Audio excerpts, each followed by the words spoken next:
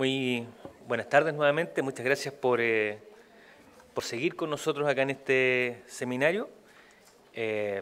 Tal como les mencionaba anteriormente, hoy día viene, o la próxima exposición está a cargo de don René Luengo Proboste, quien nos hablará de las cuentas nacionales por sector institucional, siendo la última exposición de esta primera jornada, para continuar después a las 15 horas con la segunda sesión, que estará comenzando con el tema de balanza de pagos y deuda externa. Así que a continuación dejamos a don René Luengo para esta nueva exposición.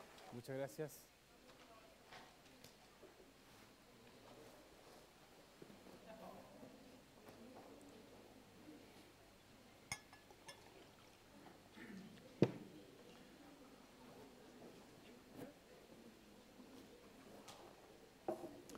Ok. Espero que se entienda lo que estamos exponiendo, ¿eh? Si no, hagan preguntas. Cuando uno quiere explicar en simple las cosas, a veces no es tan fácil. Yo siempre me acuerdo de alguna vez, en estos sábados, un escritor argentino le preguntaron: oye, tú que eres físico, ¿podrías explicarme qué es la teoría de la relatividad? Sí, mira, le dijo, se trata de que hay unas geodésicas tetradimensionales que, por favor, no estoy entendiendo nada. ¿Podría explicármelo más en sencillo? Sí, le dijo, mira, resulta que hay una persona que está en este punto, pasa un tren a determinada velocidad, alguien dispara, ahora sí que me queda claro la teoría de la relatividad. Sí, le dijo Sábato, pero eso no es la teoría de la relatividad. Bueno, o sea, si uno quiere explicar algo, lo que necesariamente requiere es tener un marco conceptual detrás, definiciones para poder entender, porque esto es teoría llevada a la práctica para la medición de los fenómenos económicos. Entonces, hay dos enfoques para medir la economía. Uno, el que le presentó Francisco en la mañana, que tiene que ver con el enfoque por actividades económicas. Y lo que mide las actividades económicas son, en el fondo, las funciones de producción. ¿Qué se requiere para producir determinados bienes?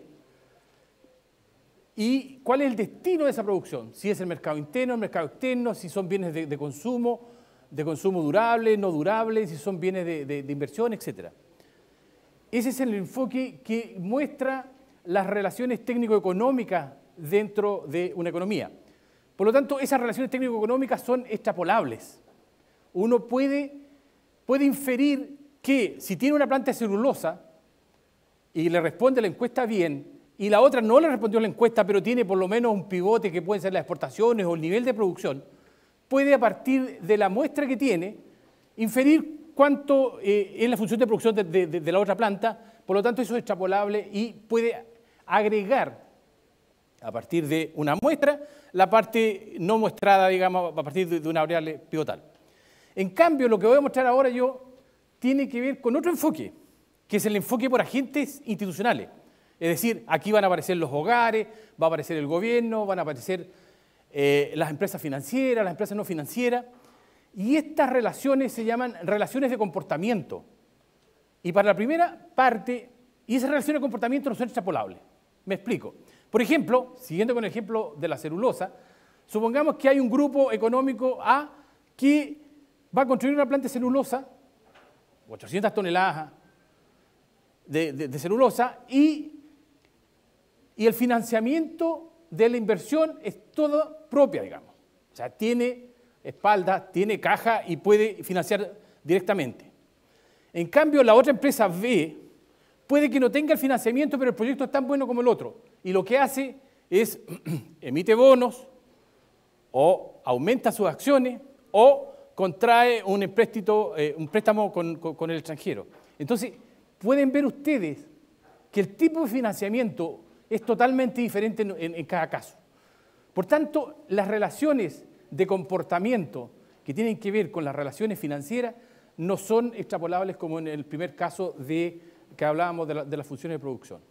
Eso, como primer paso, para hacer una claridad que igual se pueden imputar algunas cosas. Por ejemplo, decía Francisco que los hogares no tienen información completa. No tenemos información completa. Yo, ni siquiera un contador auditor, yo creo que lleva un balance de cuál es su ingreso y cuáles son sus gastos. Uno tiene un presupuesto aproximado que siempre se queda corto o hay imprevistos, digamos. Por tanto, y tampoco lo registra. Y cuando se consultan a los hogares es muy difícil pesquisar, capturar esa información. Por lo tanto, pero se puede inferir. Hablábamos recién con el rector de los fondos de pensiones. Los hogares, acumular la información a partir de los 5,5 millones de hogares, según el último censo, es muy difícil. Se requiere un levantamiento, pero sí los administradores de fondos de pensiones tienen toda esa información. Entonces sabemos, por ejemplo, cuánto tienen los hogares de ahorro en sus fondos de pensiones. Y se infiere esa información, porque es una fuente totalmente confiable. Eso sí que se puede imputar a partir de un agente con respecto a otro, y ahí lo que se hace es tener, en vez del cuadro de oferta de utilización que les indicó Francisco, son unas matrices de quién a quién. Entonces, tú los flujos financieros los vas a poder medir porque tiene una fuente que es potente, que es robusta, y puede inferir en aquellas fuentes que no tienen información. Igual puede estar el momento de registro, que una empresa financiera registra una transacción en determinado momento y la otra la registra en otro momento. También hay problemas de valoración, que alguien valora en términos de caja, es decir, cuando pagó el asunto, y no en términos de vengado, que en el momento en que la transacción se efectuó y cambió la propiedad de uno a otro. Todos esos asuntos hay que tener en consideración. Dicho eso, procedemos a ver que también con las noticias, este enfoque es por institucional, entonces se va a preocupar de cuál es el ahorro de los hogares, cuál es el endeudamiento de los hogares, qué pasa con el ahorro nacional, con el ahorro externo, etc. Y lo que recogen las noticias es, por ejemplo, que el ahorro nacional cae a mínimo histórico y deuda de hogares sube a nivel récord. Que puede haber malinterpretación también, porque este enfoque de los agentes institucionales no es algo nuevo y no es fácil comprensible, no es de fácil comprensión. Ya tenemos algún avance en términos de los conceptos.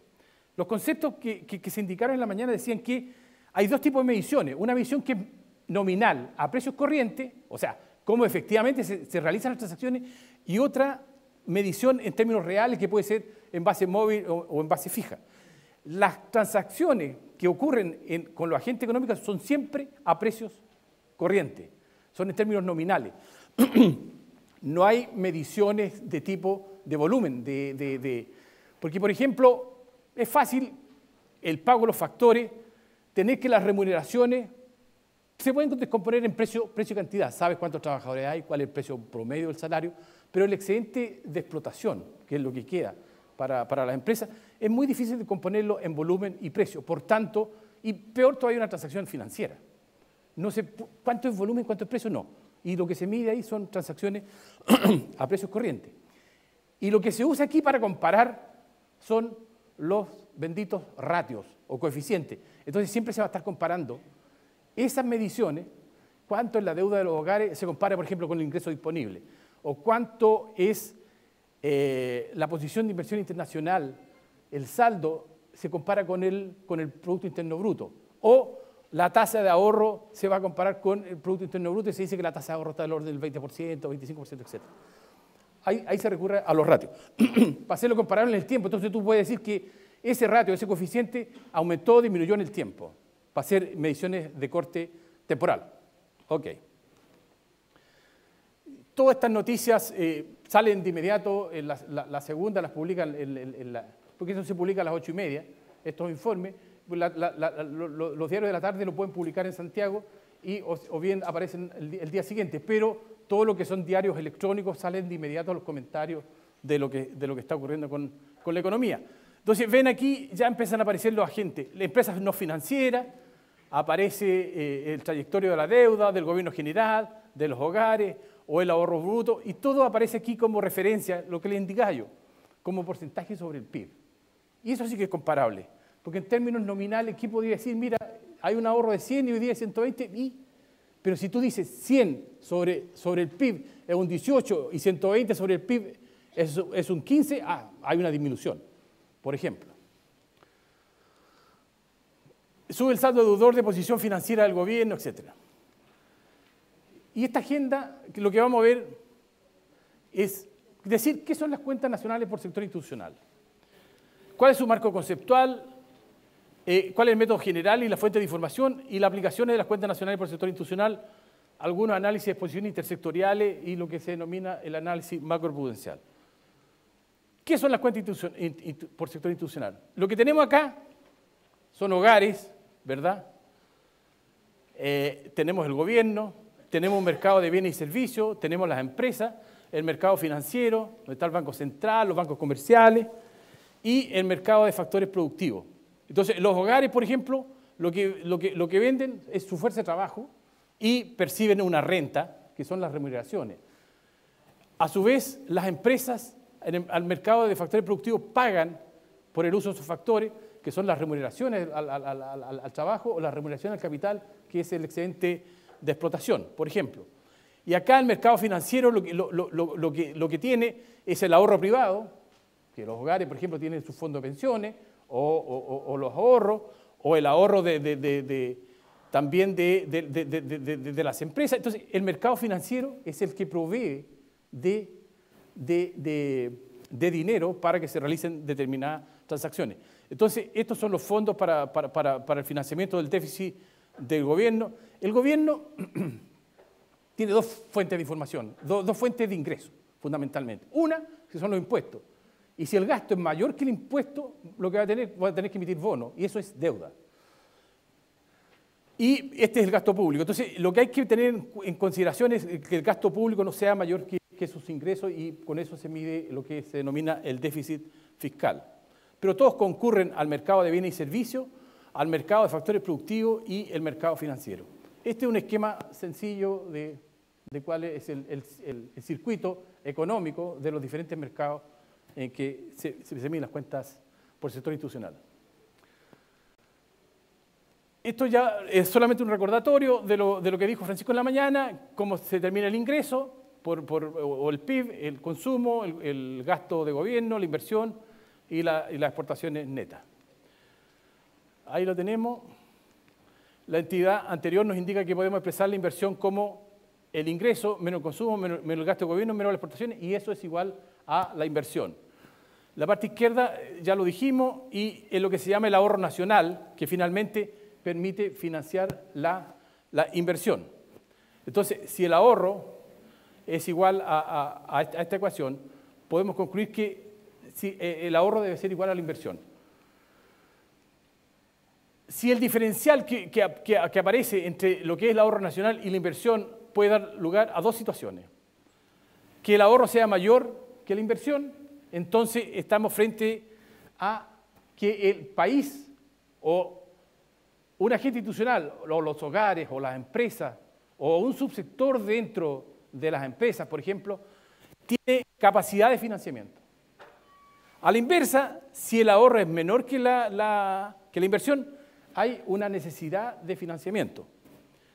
Y esa necesidad de financiamiento también es conocido como el ahorro externo.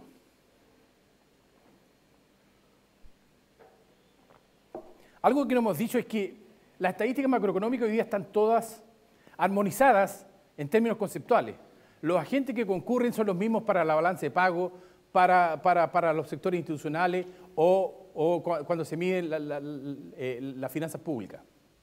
Y los conceptos también tienden a ser parecidos, salvo algunas diferencias. Pero se ha tratado de armonizar, por ejemplo, con la OIT también, qué se entiende por empleo, cuál es la fuerza de trabajo disponible, qué se mide como desempleo. Todo eso está armonizado, y eso gracias a la concurrencia en foros internacionales donde van los diferentes organismos, Naciones Unidas, el Banco Mundial, el Fondo Monetario Internacional, Eurostat y la OECD y otros organismos que son agrupaciones de países en diferentes enfoques. Entonces, la necesidad o capacidad de financiamiento de una economía tiene su reflejo desde la óptica de los instrumentos financieros. La necesidad o capacidad de financiamiento se refleja en el saldo entre la adquisición de activos financieros y la emisión de pasivos. Esto implica, si hay capacidad o necesidad de financiamiento, puede haber un aumento de los activos o una disminución de los pasivos. Lo que se presentaba en la mañana era una cuenta de producción y cómo se distribuye esa producción entre el mercado interno y el mercado externo. Lo que nosotros vamos a ver acá es que para las actividades económicas es el esquema solamente de la producción y de las rentas que se generan en el proceso productivo. Pero para los agentes institucionales existe lo que se llama no solamente los flujos, sino que también los balances. Entonces vamos a tener unos balances de apertura y unos balances de cierre que son muy parecidos a lo que ocurre con la contabilidad privada. Entonces, en la contabilidad privada, en el estado de resultados, ¿cierto?, que tienen los ingresos y todos los costos, de ahí proviene lo que se puede medir en el enfoque de la producción. Acá los balances tienen que estar conciliados, hay un balance de apertura, un balance de cierre y que se mide a través de los flujos y eso tiene que coincidir. Vamos a ver que no hay solamente flujo financiero, sino que también de otra categoría. ¿Qué puede ser un flujo de activo financiero o pasivo? Por ejemplo, una emisión de bonos y acciones, el ejemplo de la celulosa que teníamos. Para llevar a cabo una nueva inversión requiere de emitir bonos o mayor emisión de acciones, lo que significa tener una deuda con los propietarios de la empresa. Otorgamiento de préstamos. Se va al mercado financiero y se consigue un préstamo directamente. Dar o recibir crédito de proveedores. O sea, los proveedores te pueden dar un plazo para pagar y eso es un crédito.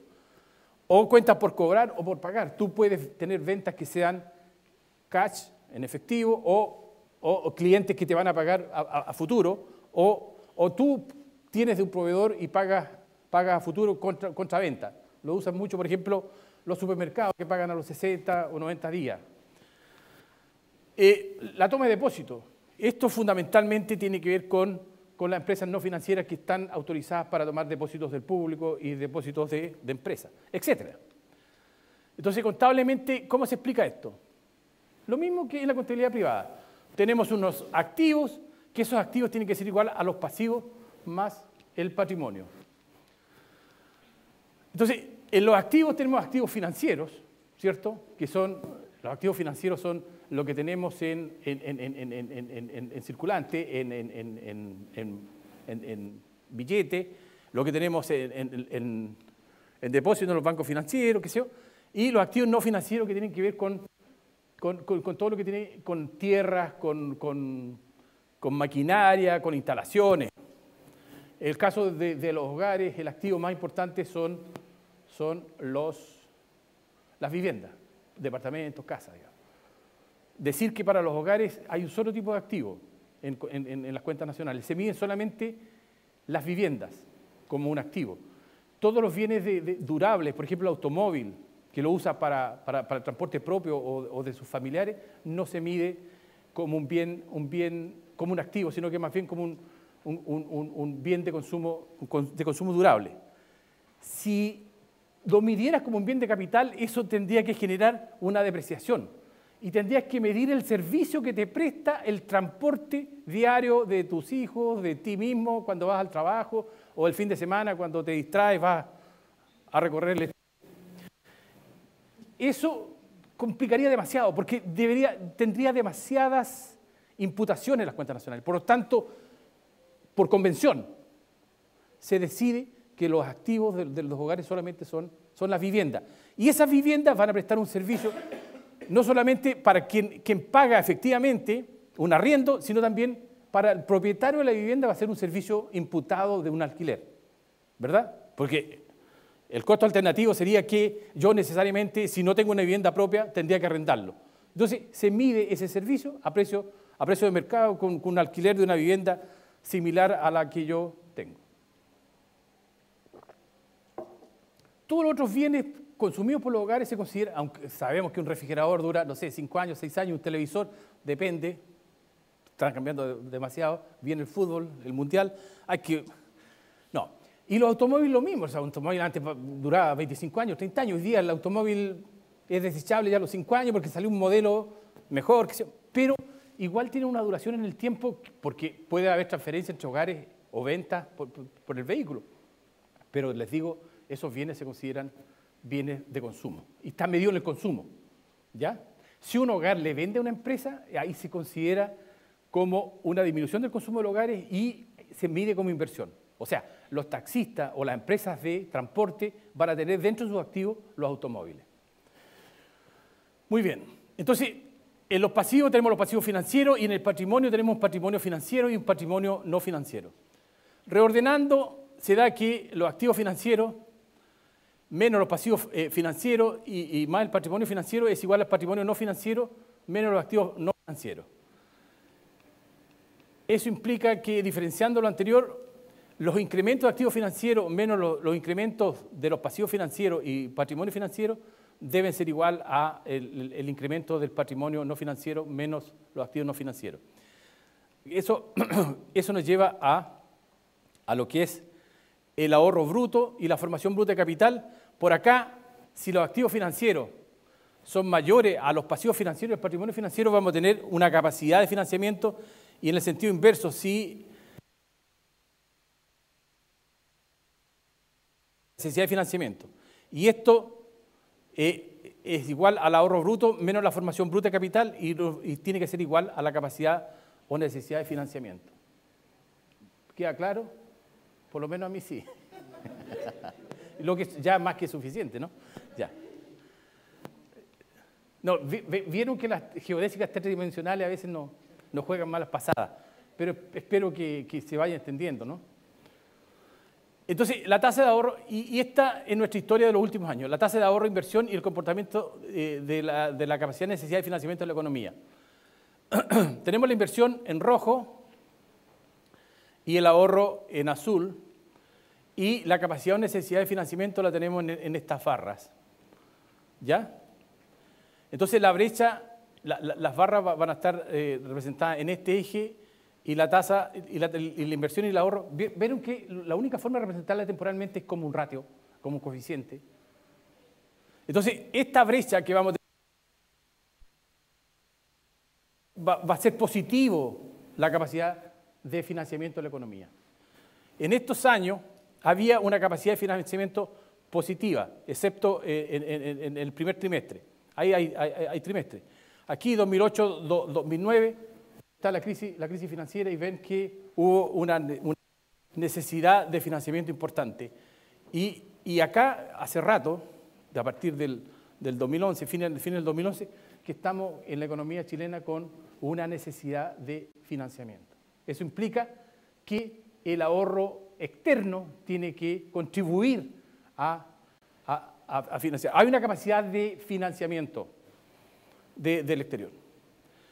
Entonces, la inversión financiera versus el financiamiento y comportamiento de la capacidad de necesidad, como porcentaje del PIB acá, el financiamiento, tenemos la inversión financiera en azul y el financiamiento en rojo, y aquí tenemos también la capacidad de necesidad de financiamiento en el mercado financiero. Y esto tiene que ser igual. Bien, entonces, ¿qué son las cuentas nacionales por sector institucional? Las cuentas nacionales por sector institucional buscan proveer estadísticas que amplíen la visión hacia el estudio del comportamiento económico financiero de los agentes. Ya lo dijimos, es una medición solamente a precios corrientes. Estas cuentas ofrecen datos exhaustivos sobre las operaciones financieras y no financieras de los hogares, de las empresas, de las instituciones financieras, el gobierno, y entre estos con el resto del mundo. El resto del mundo es un sector muy sui generis. Aparece cuando los residentes tienen transacciones con los no residentes. De no ser así, no aparece. Entonces, es como un espejo de lo que se hace con el resto del mundo. Y el resto del mundo son los socios principales, no son, qué sé yo, con los países de no residentes con los cuales hay transacciones. Por sector institucional comprenden datos de producción, ingresos, consumo, ahorro, inversión, adquisición de activos y contratación de pasivos. Aquí ya empiezan a haber agregados macroeconómicos más importantes, que tienen que ver con el comportamiento de la economía. Puedes ver tú si los hogares están sobreendeudados, si la capacidad cuál es la capacidad que tienen las empresas financieras de seguir prestando, o qué está ocurriendo con el gobierno, por ejemplo, si ha emitido bonos, si tiene deuda externa, etc.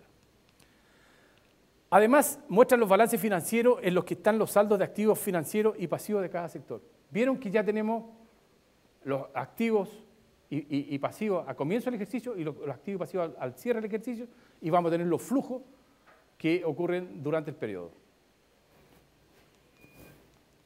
Entonces, entre sus principales características se tiene que cobertura de todas las transacciones, otros flujos, y hay otros flujos que son las revalorizaciones y reclasificaciones y algunos saldos de precio de mercado. Vamos a explicarlo.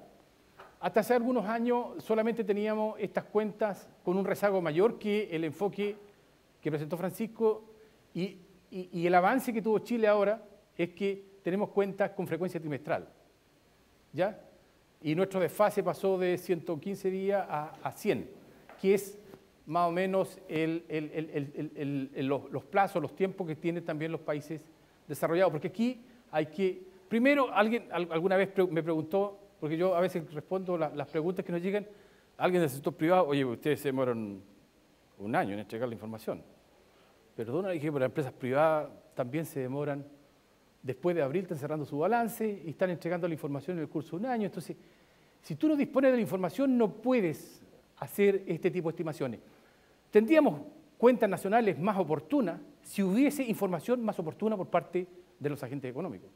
Tendríamos mejores indicadores regionales si se levanta información de indicadores regionales. De otra forma, ¿cómo? Imposible. O sea, hay que tener la información básica para poder construir las estadísticas macroeconómicas necesariamente. Entonces, detalle por sector de contrapartida. Lo que decíamos, home to home significa de quién a quién. Era de los fondos de pensiones. Los hogares no saben cuánto tienen su fondo de pensiones, salvo individualmente, uno puede revisar su cartola, pero para el conjunto de los hogares es muy difícil tener de los 5,5 millones de hogares, pero sí lo tenemos desde el punto de vista de las AFP, y por tanto tenemos, y se le imputa a los hogares ese fondo de pensiones y también el flujo, cuánto creció el fondo de pensión entre el inicio del año o el inicio del trimestre y el fin del trimestre. Son consistentes con la estadística de base. Es lo que decíamos, las cuentas nacionales, o sea, se parte, por ejemplo, de la base de que todo lo que se genera en el proceso productivo, las rentas que se generan en el proceso productivo, las remuneraciones, el excedente bruto de explotación, es un dato para empezar a construir las cuentas por sector institucional. La balanza de pago igual, se utiliza la balanza de pago es como una extensión, es como una cuenta satélite de las cuentas nacionales, porque lo que va a medir es otro enfoque, que lo van a ver con Francisco Ladarre, que indica las relaciones que tienen los residentes con los residentes, pero forma parte del conjunto de las cuentas nacionales. Y la estadística monetaria y bancaria y también la estadística del gobierno. Igual acá, en este enfoque, de alguna forma aparece el gobierno y las estadísticas de las finanzas públicas se miden en este enfoque. Esta estadística se publicó por primera vez a mediados del año 2011 con un desfase de 115 días respecto al periodo de referencia y forman parte de las recomendaciones estadísticas de organismos internacionales. Hoy día estamos en los 100 días. Aquí hubo apoyo y asistencia técnica del Banco de España y normalmente nuestros profesionales están viajando a seminarios de Eurostat o del Banco Central Europeo para ver que en el fondo las mejores prácticas que se están aplicando en otros países también puedan ser aplicadas acá y ver cuáles son las brechas que nosotros tenemos con respecto a sus mediciones. Entonces tenemos las cuentas nacionales por sector institucional, tenemos las cuentas financieras y las cuentas no financieras. En las cuentas no financieras tenemos el ahorro, el ingreso disponible, la capacidad o necesidad de financiamiento. En las cuentas financieras están las transacciones financieras, los balances y los ratios de deuda, riqueza, etc. Por otro lado, tenemos grandes bloques de información que son las transacciones con el exterior que provienen de la balanza de pago, los estados financieros derivados de la supervisión, que son las estadísticas de las finanzas públicas y todo lo que son los registros administrativos, registros del Servicio de Impuestos Internos, registros de comercio exterior, etc. Y tenemos un informe trimestral con la evolución del ahorro, la inversión y el financiamiento sectorial. Esto trimestralmente se entrega y esas son las principales variables que se van analizando. Y la estadística en Excel, en base de datos estadísticos, y estos, además de publicarlos, es un compromiso con organismos internacionales que se envía la información a la OECD, al Fondo Monetario Internacional y a la Oficina de Estadística de Naciones Unidas. Entonces tenemos las cuentas no financieras y las principales transacciones. En las cuentas del resto del mundo tenemos las exportaciones menos las importaciones y es lo que se conoce como saldo de la balanza comercial. En la cuenta de producción ya lo vimos en la mañana, o sea, hace un rato, producción menos consumo intermedio te da el valor agregado y la sumatoria de los valores agregados nos da el Producto Interno Bruto para todo el país. La generación del ingreso, el valor agregado menos las remuneraciones, nos está entregando el excedente de explotación porque está bruto. Se dice bruto, no porque sea bruta la variable, sino que porque contiene la depreciación o, más sofisticadamente, el consumo de capital fijo. O sea, es el porcentaje de desgaste que tienen los bienes de capital dentro del proceso productivo. Eso es la depreciación y es bruto porque la contiene. Y por otro lado, la asignación del ingreso primario nos da el excedente de explotación, que proviene de acá, más las remuneraciones, más la renta de la propiedad. Y eso nos da el ingreso nacional. Hemos hablado que aparecen unas rentas que se generan en el proceso productivo y hay unas rentas de la propiedad. Y las rentas de la propiedad tienen que ver, por ejemplo, si yo tengo acciones, voy a tener una renta de la propiedad porque me va a pagar dividendo. Si yo tengo depósitos, me van a pagar un reajuste y unos intereses, ¿verdad?, por tener esos depósitos. Entonces, esas son las rentas de la propiedad. Lo mismo, las rentas de la propiedad, por ejemplo, de la tierra. También van a aparecer por acá el arriendo de la tierra. Porque la tierra es un activo no financiero, no producido. O sea, es natural. Ya, perdón. Entonces, luego de eso, cuando se genera el ingreso nacional en esta cuenta, aparece la distribución secundaria del ingreso, que es igual al ingreso nacional, más o menos la redistribución del gobierno. Aquí aparece el gobierno y nos mete la mano al bolsillo. Impuestos y también nos da subsidios, Transantiago. Y transferencias, cuando no tenemos capacidad para comprar una vivienda, hay unas transferencias de capital que son los subsidios por vivienda. ¿Ok? Y ahí es lo que se denomina el ingreso disponible. Entonces, para los hogares, el ingreso disponible puede ser más alto que el ingreso que se generó en el proceso productivo. Si yo soy trabajador, voy a tener un ingreso disponible mucho mayor porque puedo estar recibiendo educación gratuita, salud gratuita, y ese ingreso en algún momento, porque en algún momento también la educación pública y la salud pública aparece como si fuera consumida por el gobierno, pero luego en estas cuentas ya aparece que son los hogares los destinatarios. Entonces, el consumo del hogar, el consumo de los hogares o el ingreso disponible de los hogares va a aumentar porque hay transferencias que el gobierno se las va a hacer, ya sea en capital, en financieras o en especie. Bien, entonces, ¿qué hacemos en esta cuenta de utilización del ingreso? Tenemos un ingreso disponible y lo que no consumimos lo ahorramos, ¿verdad? Y la cuenta de acumulación de capital es donde la ecuación aquí ahorro-inversión. Si el ahorro es mayor que la inversión, voy a tener capacidad de financiamiento y si necesito como país, como agente o como sector institucional financiar la inversión, va a aparecer la necesidad de financiamiento y si es con el exterior va a ser el ahorro externo. Ok, las cuentas financieras tienen estas categorías son el oro y los depósitos especiales de giro que están en el Fondo Monetario, efectivo y depósito, los bonos, los préstamos, acciones y participaciones, reservas para fondos de pensión y seguro y otras cuentas.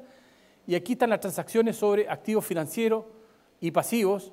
Y la variable de equilibrio va a ser esta capacidad o necesidad de financiamiento que veíamos, que equivale a las cuentas no financieras. Es decir, vamos a tener que las cuentas no financieras necesariamente van a requerir de un financiamiento y esto debe ser igual, digamos, este saldo.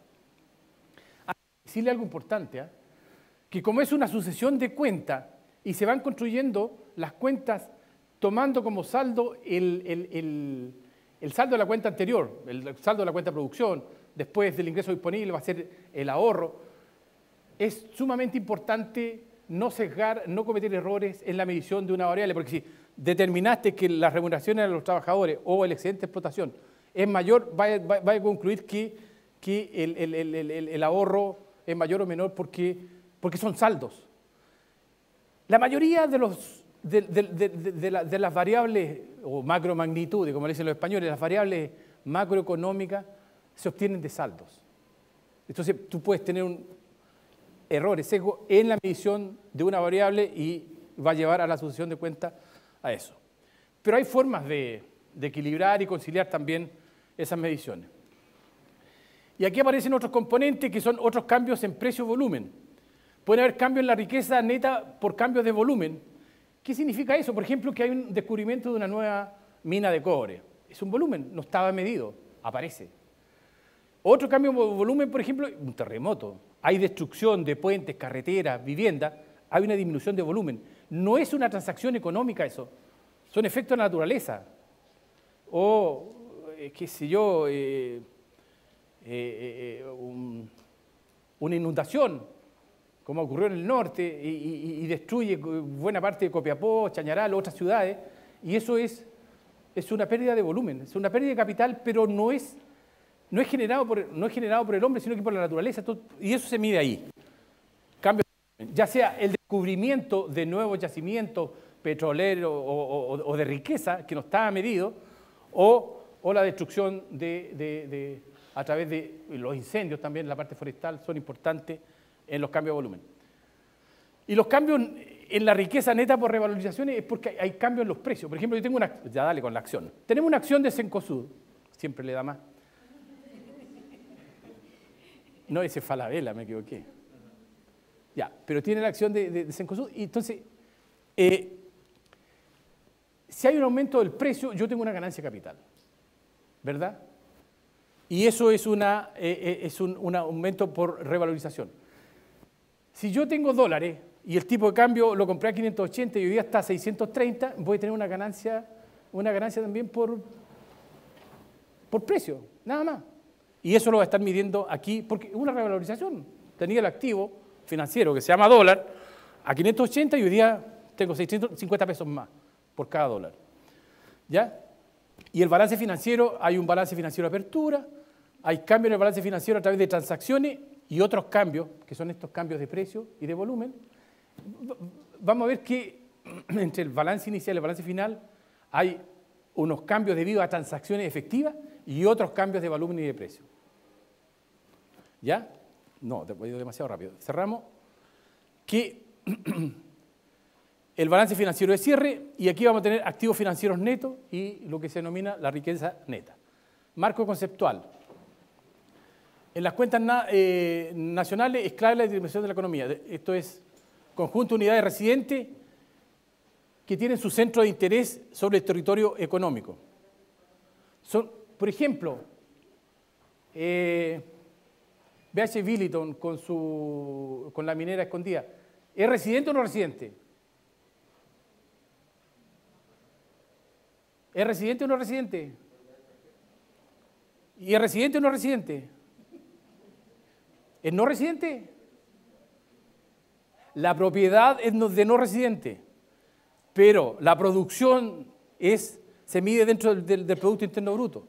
Ahora, que las remesas vayan a propietarios extranjeros, eso es otra cosa. ¿Ya? Entonces, porque BH Billiton tiene una mina que se llama Escondida, la otra se llama Spence, y su centro de interés está en el territorio económico chileno. Así como Cencosud tiene en Brasil, en Colombia, en Argentina, en Perú, y su centro de interés está en esos países.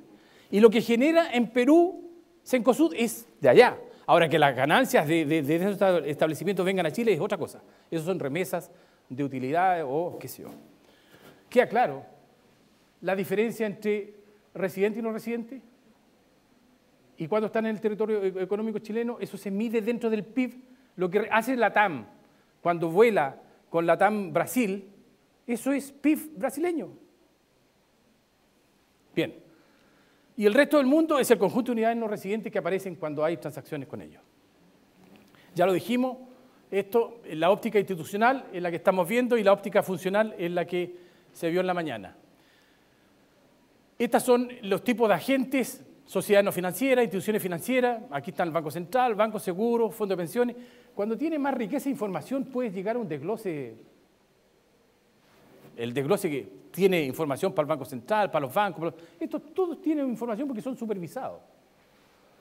Ya el gobierno general también hay información completa del gobierno general. Pero los hogares, no. Entonces alguien dice, oye, la distribución del ingreso, la distribución de la riqueza, los hogares, ¿cómo se da? Ya hay que hacer estudios especiales porque no hay un desglose de los hogares por quintil o por decil algo. No, fome. Ya. Las instituciones sin fines de lucro al servicio del hogar. Aquí, ¿qué son las instituciones sin fines de lucro que sirven al hogar? ¿A quién se le ocurre? ¿Qué pueden ser? ¿Quiénes son las instituciones sin fines de lucro que sirven a los hogares? La iglesia, pues, hermanos míos. Porque presta servicios. Los bomberos, instituciones sin fines de lucro, que apagan los incendios. La Cruz Roja, los partidos políticos. Son todas instituciones sin fines de lucro que sirven a los hogares, ya sean buenos o malos, presten un buen o mal servicio, prestan servicio a los hogares. Pero no, ya no digo nada. Ya. Y aparece el resto del mundo. Sí, porque estamos en streaming, ¿no? Hay que estar con el streaming, cuidado. Desde la óptica institucional, el SCN permite elaborar una serie completa de cuentas de flujo y balance, ya lo habíamos dicho. Son capaces de ser propietarios y viene aquí. El principio de la propiedad es importante. Y eso es van cambiando. Antes se medía, por ejemplo, que el traspaso de la frontera era exportación. No, ahora lo que se mide es el traspaso de propiedad. Cuando existe el traspaso de propiedad, ahí ocurre la transacción. Antes no. Por ejemplo, para ilustrar nomás, el caso de los chinos y los mexicanos, que los mexicanos consideran dentro de su comercio exterior que la entrada de parte y pieza aparecen como importaciones para armar los computadores, los ordenadores ahí en Monterrey y luego lo reexportan a Estados Unidos. A ellos les gusta que la medición sea bruta porque aparecen más fortachos en términos de que el sector externo representa más del Producto Interno Bruto, por lo tanto son una economía abierta. Lo que hoy día se recomienda es que solamente aparezcan los servicios que son generados por ese país y aparezcan los flujos por los servicios. O sea, en el fondo son los servicios de Aquila, porque la propiedad de las materias primas que te llegó para hacer los computadores era de los norteamericanos, de Estados Unidos, y el producto final también es, ¿verdad? Los chinos ocurre lo mismo, po. Los chinos son grandes maquiladores porque le mandan a hacer ropa, qué sé yo, automóviles, lo que sea, y les va a interesar medirlo en términos brutos, pero el cambio de propiedad es el que importa. Ok.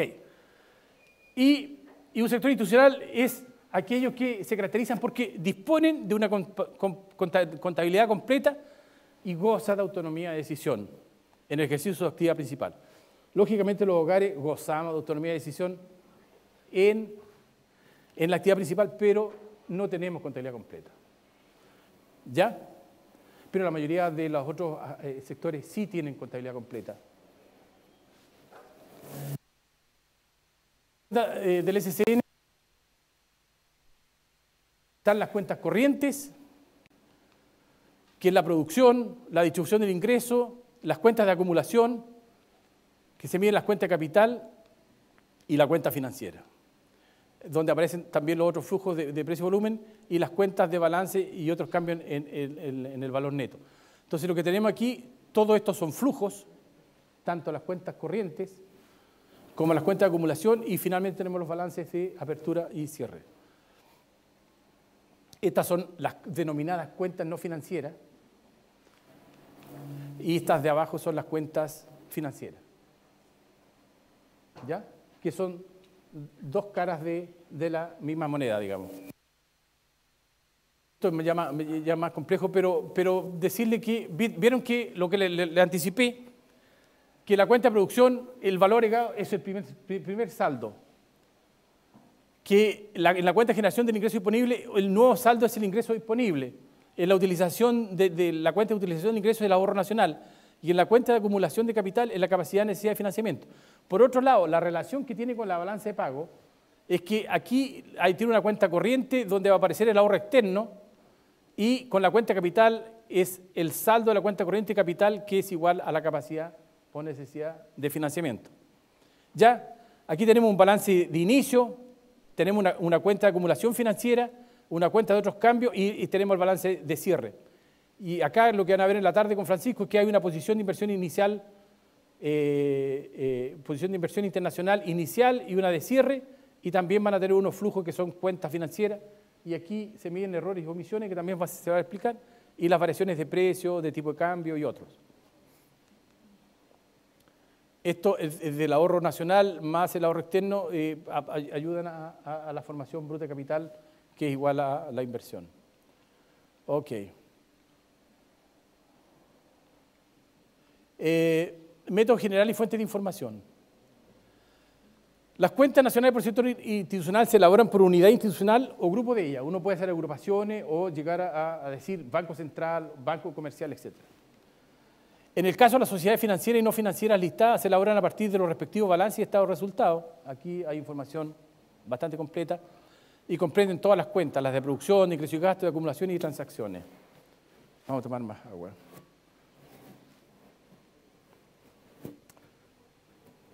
Va quedando claro, ¿no?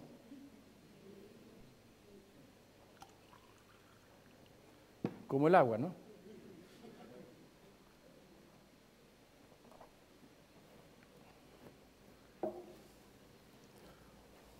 Mira, por lo menos que le quede el ritmo.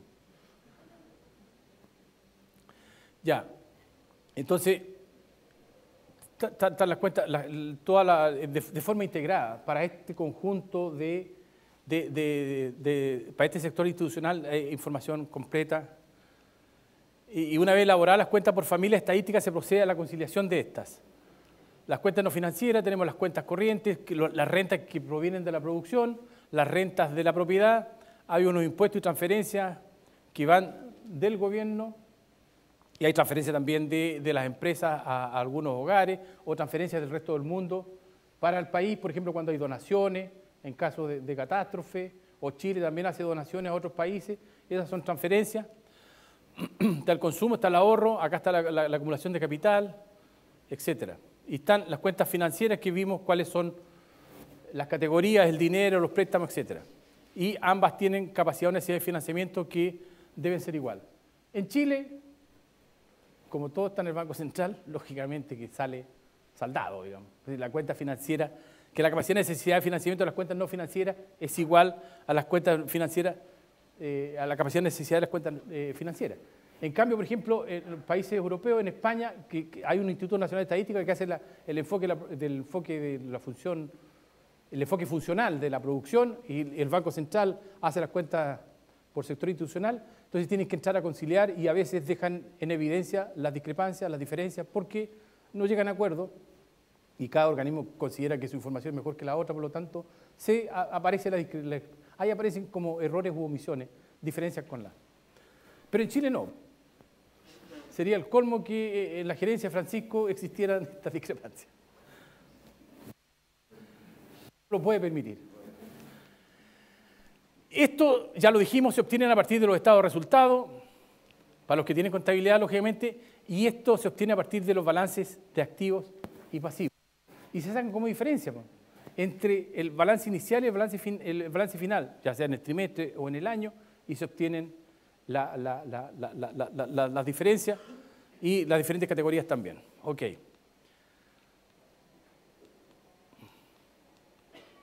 A ver. Este era como un enfoque antiguo, se lo voy a decir rápidamente. Era lo que se denominaba, eran como categorías más breves. Por ejemplo, las cuentas corrientes eran la cuenta de producción, donde su saldo principal era el excedente de explotación, que iba necesariamente a la cuenta de ingresos y gastos, que era el excedente de explotación, y aparecía aquí el ahorro neto. Y este ahorro neto va como saldo, como aquí tenemos, esto se llaman empleos o débitos, y estos son los recursos, o este es el debe, este es el haber, aparece como un recurso del ahorro neto para financiar la formación bruta de capital, y el saldo va a ser la capacidad de necesidad de financiamiento, y en la cuenta financiera esto debe ser igual. Este es el enfoque de las cuentas financieras, no financieras, y este es el de las cuentas financieras. No, esto es demasiado, ¿eh? Esto es demasiado. A ver, es un exceso. Son demasiadas geodésicas, ¿no? No, tampoco. A ver, ¿qué más podemos decir? Estas son las matrices que aquí en un poco de cómo hay discrepancia entre lo que es el monto inicial y el monto inicial aquí que había era de 3 billones y acá quedó 3,1. O sea, se va conciliando. Y se concilia por cuál es el agente que tiene información más robusta o que su información es adecuada para la forma en que las cuentas nacionales tienen que medir. Si está midiendo en términos de vengado, si está en el momento de registro, corresponde al periodo en cuestión o hay que hacer algunas correcciones. A ver, ¿qué más le presentamos? La fuente de información. Dijimos que tenemos los estados financieros y estadísticas del Banco Central, hay estados financieros de otros intermediarios financieros y auxiliares, estados financieros y estadísticas de las compañías de seguro y fondos de pensiones, esta información completa, estadísticas de finanzas públicas, estado de ejecución presupuestaria y situación patrimonial, bases de datos de valor a valor de bonos y depósitos. Tenemos, por ejemplo, el depósito centralizado de valores, la información de todas las transacciones. Entonces podemos saber quién es el emisor y quién es en el momento que tiene. Incluso hoy día hay información que se está publicando que si son no residentes los que están comprando bonos del gobierno, no residentes los que están comprando determinados valores del mercado nacional. Hay balances de empresas no financieras supervisadas, que son todas las que no son financieras, lógicamente, que están en el resto de los sectores y ramas de actividad.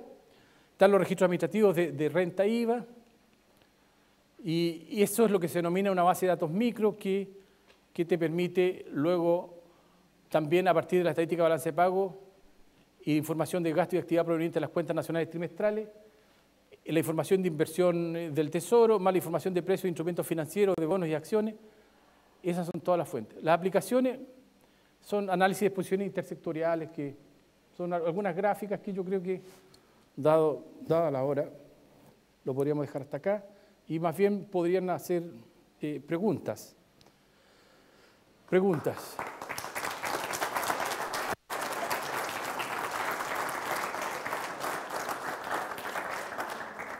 Al igual que lo que mostró Francisco, que aparecía que en la base de datos, la parte de las cuentas por el enfoque funcional, aparecen las cuentas por el sector institucional, ya sea en publicaciones especiales que entran por estadística o en la base de datos también.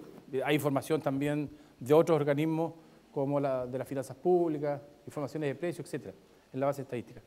No sé si hay alguna pregunta.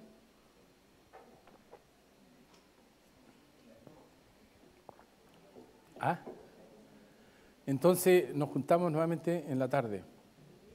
¿A qué hora? A las 15 horas.